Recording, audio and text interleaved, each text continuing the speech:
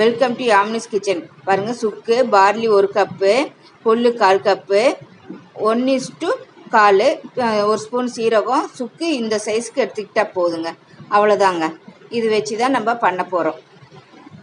Barley பாருங்கள் எப்படி இருக்குன்ட்டு, கொள்ளு, சீரகம் 1 ஸ்பூனு, சுக்கு, அவ்வளோதாங்க.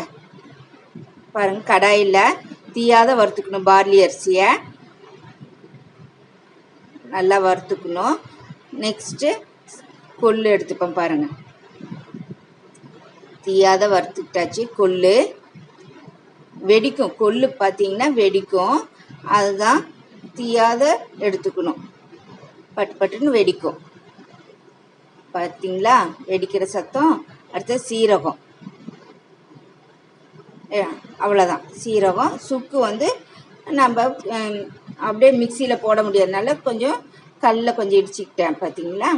அதுவும் கொஞ்சம் ஃப்ரை பண்ணிக்கலாம் ட்ரையாக, பார்த்தீங்களா. அவ்வளோதாங்க.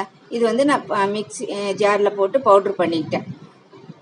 அப்புறம் நல்லா ஒரு 4 கப்பு டம்ளர் தண்ணி விட்டுட்டேன், பாருங்கள். அப்புறம் 1/4 டீஸ்பூன் போதுங்க. இது வச்சு பாருங்கள், 1/4 ஸ்பூனு நல்லா கொஞ்சம் கொதிச்சாவே போதும். பாருங்கள் எப்படி வந்திருக்குதுன்ட்டு. ஆஃப் பண்ணி எடுத்துடலாம், ஏன்னா அது வறுத்துருக்குறோம்ல. பாருங்கள், தண்ணி கலரே இப்படி இருக்கும். இதுதாங்க. இதை நீங்கள் டெய்லி குடிச்சிங்கன்னா உங்கள் ஹெல்த்துக்கும் நல்லது.